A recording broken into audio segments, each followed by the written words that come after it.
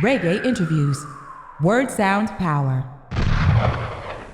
Working with Peter now was, I tell you, Sly and Robbie actually recommended me, right? Because Sly and Robbie, I formed the band Word, Sound and Power, and Peter had a personal assistant. Earl Chin at one time was his personal assistant. Earl Chin from Rockers movie one time. And then he had another guy named Winston Harriet. Apparently Winston Harriet was messing up, not taking care of things and so on. So they wanted somebody, and then Sly and Robbie tell Herbie Miller, who was then Peter's manager, that boy, this man Copeland is the right person.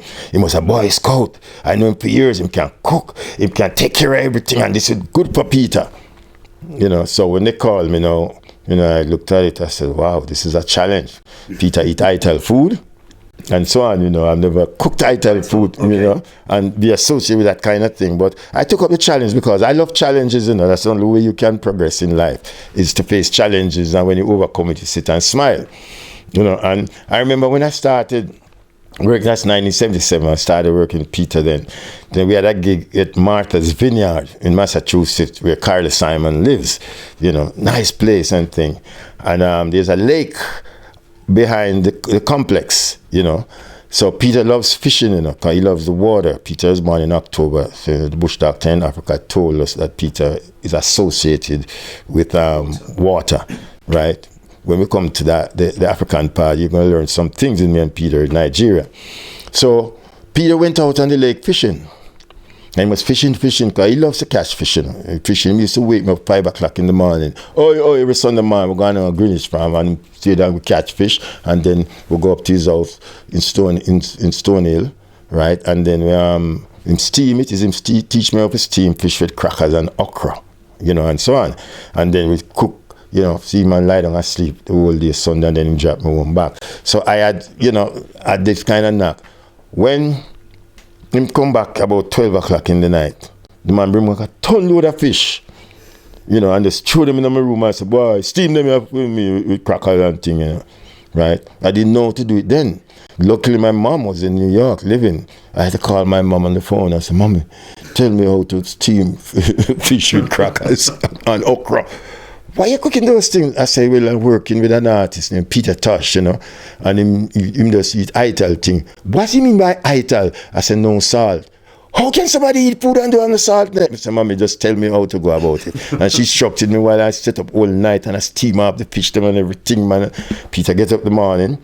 Well, as Boy Scout, I was a very good cook. I had the master cook badge, So I know how to cook porridge. Peter loves it. Robbie sat me down, when I just got there and said, let me tell you what Peter likes now. He loves his porridge, he loves his soup, and when I go into the show at night, he likes to have his warm goat. If you can't get goat milk, that. And I said, fine. So I was kind of brief then. So when I started out then, it was nerve-wracking for me because I figured I probably couldn't stand up to it, but I got into it so quick because of my expertise that besides doing cooking, taking care of his clothes, getting ready, for the shows, I started to MC the shows too.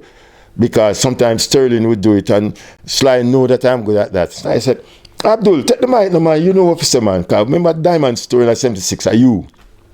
And that's when I started. If you listen to a lot of my introductions to groups over the years, it actually started then, and I was able to do that. Now, how I was able to accomplish all these things day by day, as I get into the city, I get the food ready, peel up the food, everything and so on, and then I run down to the venue, check out everything, so where Peter's room is, go to the rider, make sure they have everything that he wants. His dressing room is there, they lock the key, the door, give me the key, right, and I head back, put on the stuff then, so by the time 2 hours before showtime, food is ready. But he doesn't eat not a lot, he eats little, so he eats, relax, take up his box guitar, sit in the room until we're ready to go to the show. So by starting off there was a great start and a great experience which transcend into other areas of the business. Yes. Yeah. Did you ever feel any sort of sense of pressure on the responsibility that was being put on you by all these artists and musicians? Well, something? Yes, at one point I thought about it, but the fact that I work better under pressure, I come up with great results when I'm under pressure. When I'm too relaxed, I don't come up with it. So working under pressure was nothing to me. People used to say to me, how come you deal with an artist like Peter Tosh? Oh, him arrogant and him this. And when you get to know Peter, Peter is the nicest human being to sit down and talk with and reason with. I share some specific and great moments with him. Because even that trip that we took to Africa, just me and him alone. Not a performance trip. He just want to connect with the motherland. You know, and we went as the courtesy of King Sonny Aide. No, Sonny Okeson. We were guests of Sonny Okeson, who I met in Cuba when I took Jimmy Cliff to Cuba the year before. And Peter, because he was suffering from pains in his head from the beating of the police, he wanted to go to Africa, you know, so he can meet with a bush doctor.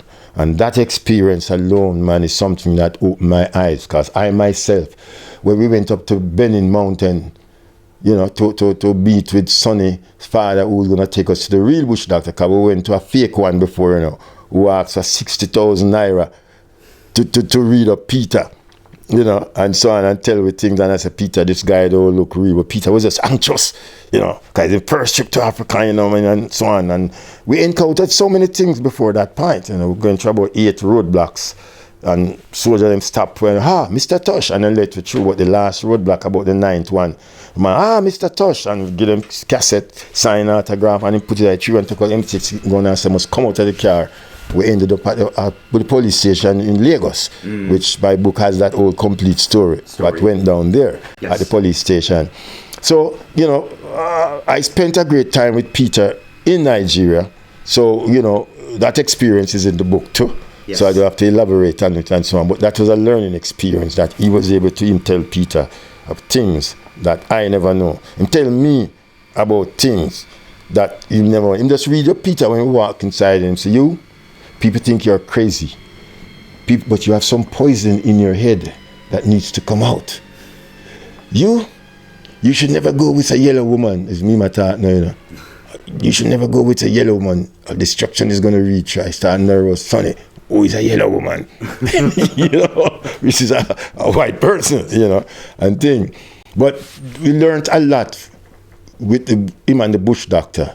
And he let his guard down when he came back to Jamaica. Because the man read him up. One thing the man said, I never forget it. The first time I got busted there. The man looked at Peter and said, you have 2 women in your life. One is from your nationality and one is from a foreign nationality.